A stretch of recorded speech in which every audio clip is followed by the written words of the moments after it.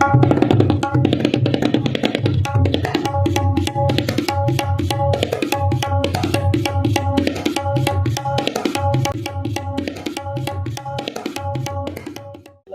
राज ठाकरेंनी म्हटलेलं आहे, की गिरीश महाजनपेक्षा जो लाकूड तोडा आहे तो प्रामाणिक होता आणि असा टोमणा त्यांनी लगावलेला आहे. काल राज आणि उद्धव साहेबांची फार प्रचंड मोठी अशी सभा नाशिकला पार पडली. त्या सभेचा प्रतिसाद पाहता नाशिक शहरामधलं चित्र बदलेल असं आज तरी वाटत आहे. त्या ठिकाणी गिरीश महाजनांना त्यांनी लाकूड तोड्याची एक उपमा दिली आणि त्यांनी त्या ठिकाणी उदाहरण दिलं एक की एक लाकूड तोड्या त्या ठिकाणी त्याची पाण्यामध्ये पुरं. कुऱ्हाड बुडते त्यावेळेस त्याची परीक्षा घेण्यासाठी देव येतो आणि त्याला विचारतो. त्या विचारताना एक सोन्याची कुऱ्हाड दिसते, तो म्हणतो माझी नाही आहे. नंतर चांदीची देतो, म्हणतो माझी नाही आहे. मग लाकडाची देतो, तो म्हणतो माझी आहे. म्हणजे तो लाकूड तोड्या प्रामाणिक आहे असं त्यांचं म्हणणं असतं.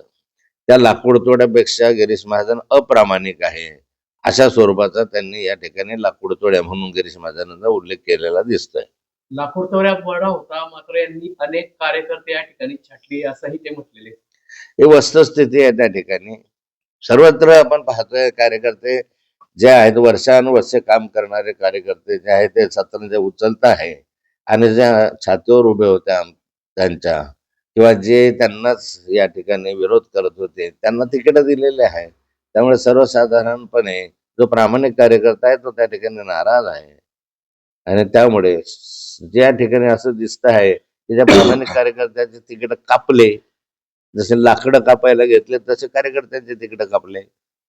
हो, आता विरोधामध्ये आता अपक्ष जे आहेत मोठ्या प्रमाणात उभे राहिलेले दिसत आहेत आणि त्यांच्याच पक्षातील नाराज उमेदवार जे आहेत ते पाहायला मिळत आहेत. आपल्या जळगाव जिल्ह्यातही जळगाव शहरातही जर बघितलं तर 27हून अधिक जे उमेदवार आहेत ते भाजपचे आहेत, पण ते भाजपच्याच उमेदवारांच्या युतीच्या विरोधात उभे पाहायला दिसत आहेत आणि भाजपने त्यांच्यावर आता कारवाई केलेली आहे. आणि मी मगाशी सांगितलं आपल्याला की या संदर्भामध्ये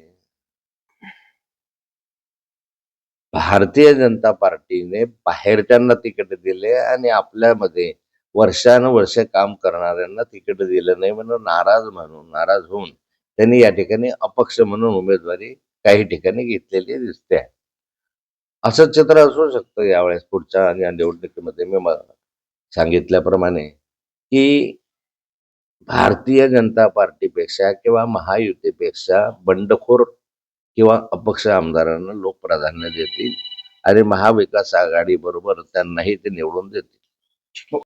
मग काय सांगणार तत्कालीन जे आपला पोलीस महासंचालक होते रश्मी शुक्ला यांनी एक अहवाल दिलेला आहे. त्या अहवालात त्यांनी असं म्हटलेलं आहे की तत्कालीन जे पोलीस महासंचालक होते पांडे यांनी जे आहे एका प्रकरणामध्ये एकनाथ शिंदे आणि देवेंद्र फडणवीस यांना गोवण्याचा प्रयत्न केलेला आहे, असा अहवाल त्यांनी दिलेला आहे. महाराष्ट्राच्या डीजी रश्मी शुक्ला आता निवृत्त झालेले आहे. निवृत्त झाल्यानंतर त्यांना हे बोल आता सुचलेले आहे. वास्तविक रश्मी शुक्ला आणि देवेंद्र फडणवीस हे ट्रू कलर आहे. एका नाण्याच्या दोन बाजू आहे. रश्मी शुक्लांनी देवेंद्र फडणवीसांच्या आज्ञेप्रमाणे अनेक कामं केले. त्यांनी मलाही अडकवण्याचा प्रयत्न केला होता. 61 दिवस माझाही फोन बिना परवानगीने त्यांनी त्या ठिकाणी टॅपिंगसाठी ठेवलेला होता. कोर्टामध्ये ही केस चालू होती. रश्मी शुक्ला जसं वरून सूचना येईल त्याप्रमाणे काम करणाऱ्या होत्या. काय म्हणतात हिज मास्टर्स व्हॉइस याप्रमाणे रश्मी शुक्लांनी आजपर्यंत त्या ठिकाणी काम केलेलं आहे. त्यामुळे रश्मी शुक्लांना या ठिकाणी बोलायचंच होतं तर पदावर असताना त्यांनी सांगायला पाहिजे होतं. पण पदावर नसताना बोलणं म्हणजे मग हेतू पुरस्कार जाणीवपूर्वक मी आता पदातनं मुक्त झालेले आहे, आता काहीतरी सांगितलं पाहिजे या दृष्टिकोनाने केलेले उपद्व्याप दिसत आहे. जर करतायत एकनाथ शिंदे आणि त्यांचे लोक, त्यामुळे काही दिवसांनी एकनाथ शिंदेचं पद जाईल असा आरोप जो आहे गणेश नाईकांनी केलेला आहे. त्यांना तुरुंगात पण जावं लागेल असं ते म्हणतायत. महाराष्ट्राला या महानगरपालिकांच्या निवडणुकीच्या निमित्तानं एक चांगला तमाशा बघायला मिळतोय. करमणूकही होत आहे आणि वेगवेगळे रहस्य जाणून घेत आहेत. त्यामध्ये एकमेकांवर सत्ताधारी पक्षाचे आरोप बघायला अधिक गंमत वाटते. देवेंद्र फडणवीसांवर आरोप एकनाथ शिंदे करतायत, एकनाथ शिंदेवर आरोप देवेंद्र फडणवीस करतायत, अजितदादा सरकारवर टीका करतायत आणि सरकारमध्ये राहत आहेत. म्हणजे आता निर्लज्जपणाचा कळस आहे.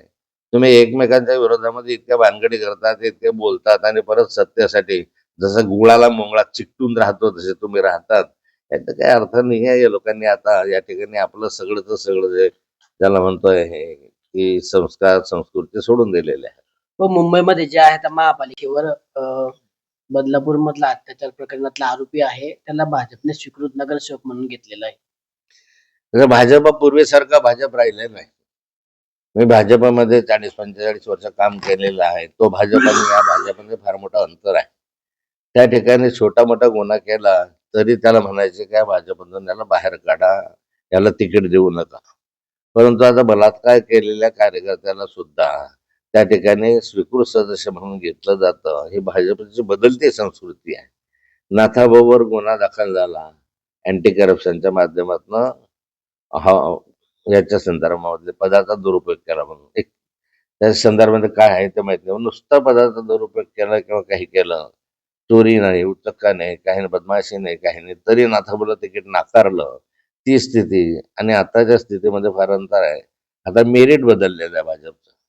यामध्ये बलात्कार करणारे, पाईप चोरी करणारे, मर्डर करणारे, अशा स्वरूपाचे ज्यांनी जास्तीत जास्त गुन्हे केले आहेत त्यांना तिकीट देण्याची प्रथा आता भारतीय जनता पार्टीत सुरू झालेली दिसते आहे.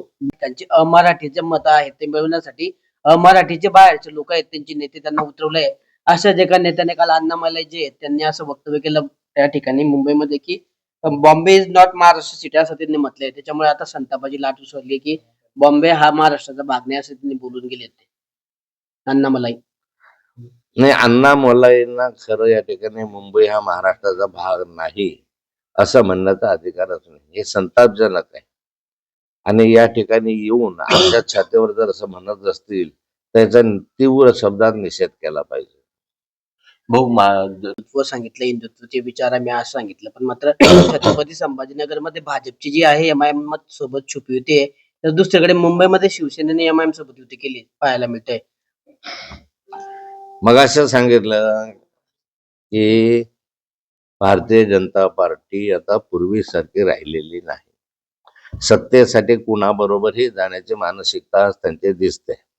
मग त्याला एमआयएम असो का आणखी समाजवादी पक्ष असो, अनेक ठिकाणी अशा अभद्र युती भारतीय जनता पार्टीने केलेल्या दिसत आहे. संस्कारच सुटले, ध्येय सुटले, तत्व सुटले. अटलजींचं नाव गेलं, अडवाणींचं नाव गेलं. अनेक चांगले चांगल्यांनी हे भाजप घडवली. त्यांच्या विचाराच्या विरुद्ध आता हा प्रवाह दिसतोय. काल विष्णू बंगाळींविरुद्ध त्या महिलेने रोष जो व्यक्त केला, भाऊ हे नेमकं कशामुळे होतंय असं जळगावमध्ये असं वाटतंय तुम्हाला?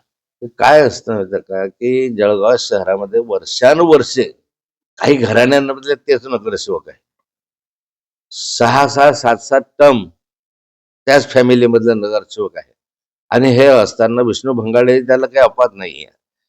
हे असताना त्यानंतर विकास झालेला नाहीये. पाणी नाही, गटारी व्यवस्था नाही, नीट नाही. म्हणून काल जो प्रकार घडला की महिलांनी विष्णू भंगाळेला त्या ठिकाणी घेराव घातला आणि अत्यंत खालच्या स्तरावर त्यांचे अभद्र स्तरामध्ये त्यांची संभावना केली. अगदी सडक्या तोंडाचा कशाला आला इथे, इतके वर्ष तुम्ही काम करता, हे गटार बघा, हे पाणी बघा. हा संताप जो आहे जळगाव शहराच्या प्रत्येकाच्या मनातला संताप त्या महिलेच्या माध्यमातून बाहेर आला.